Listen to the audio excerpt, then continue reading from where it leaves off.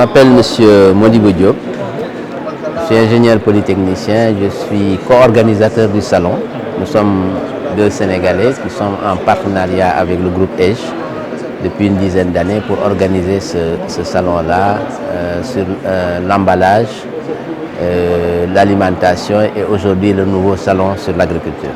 Déjà, il faut rendre grâce à Dieu que nous faisons cette 4e édition du salon et que nous lançons un nouveau salon sur l'agriculture, que Monsieur le ministre de l'Agriculture a eu la gentillesse de venir inaugurer avec toutes les autorités. Les ambassadeurs de Turquie et beaucoup d'ambassadeurs sont venus nous voir. Et nous sommes quand même satisfaits parce que nous avons plus de 250 entreprises qui sont présentes, dont les 80% viennent de l'étranger, notamment 87 de la Turquie, une bonne dizaine de l'Italie. Il y en a qui sont venus aussi d'autres pays comme le Portugal. Donc vraiment, le salon a été très bien fréquenté aussi pendant 3 jours. Nous n'avons pas les dernières statistiques, on les aura tout à l'heure. Mais on compte avoir pratiquement 5000 visiteurs professionnels pendant ces 3 jours qui ont visité l'ensemble des stands, qui font que les exposants qui sont venus de l'étranger, à 95%, sont très contents de ce qui s'est passé, des gens qui sont venus les voir, des contacts de partenariat qui puissent exister entre ces entreprises-là et des hommes d'affaires sénégalais, gambiens et mauritaniens.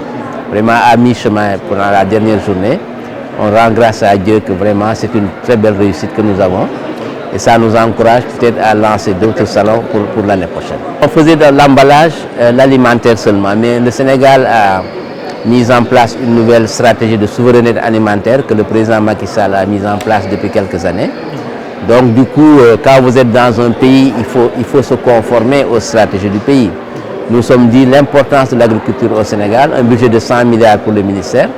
Si les autorités lancent une stratégie alimentaire, nous devons nous coller à cette stratégie et lancer un salon de l'agriculture qui va accompagner cette stratégie dans les produits. Vous avez vu, il y a des produits bio, fertilisateurs, il y a des engrais, il y a des machines agricoles, il y a de la petite mécanisation agricole qui va accompagner cette stratégie-là. Donc, on fait venir des entreprises étrangères et locales qui sont spécialisées dans ça, qui sont prêtes à accompagner le gouvernement dans cela, bien sûr en créant des partenariats entre le secteur privé local et le secteur international.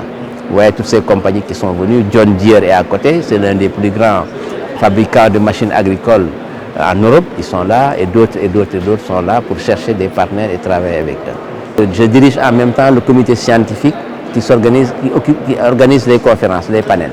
Cette année-ci, nous avons pris le thème de la souveraineté alimentaire généralement comme thème générique. Et nous avons fait intervenir la FAO, qui est l'un des premiers partenaires techniques du Sénégal sur l'agriculture, sur les mécanismes qu'il faut que la FAO a mis pour faire la souveraineté alimentaire. Nous avons fait aussi venir un expert de l'emballage, une jeune start-up sénégalaise qui fait du branding pour qu'il nous parle un peu de tout ce qui est emballage industriel fait par des Sénégalais. Et enfin, nous avons convoqué un grand projet du ministère de la Femme et de l'Enfant, le projet PADEF, qui est financé par la Banque islamique, qui est en train aussi de faire énormément de choses dans l'équipement rural, des magasins de stockage d'oignons, des chambres froides pour le lait, ainsi de suite, pour montrer que la souveraineté alimentaire aussi, pour la réussir, il faut ça. Il faut des magasins de stockage, il faut des produits aussi, comme des chambres froides. Il faut organiser les femmes et les jeunes filles et les hommes en milieu rural pour qu'ils puissent faire du bédoundé. Voilà, donc les panels ont été sérieux sur ces questions et on a eu des présentations de qualité qui nous ont permis de comprendre les difficultés, les enjeux. Et nous avons eu beaucoup d'experts qui ont intervenu en direct aussi pendant 3 jours sur ces panels.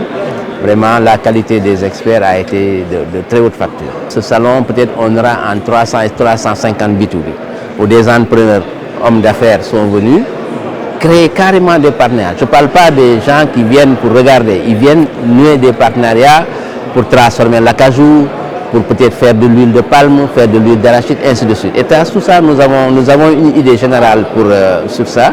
Je pense que demain, quand on fera les statistiques samedi, on pourra vous dire le bon chiffre. Mais les B2B, vraiment, on a eu beaucoup de monde dans les B2B. Et c'est des professionnels qui viennent.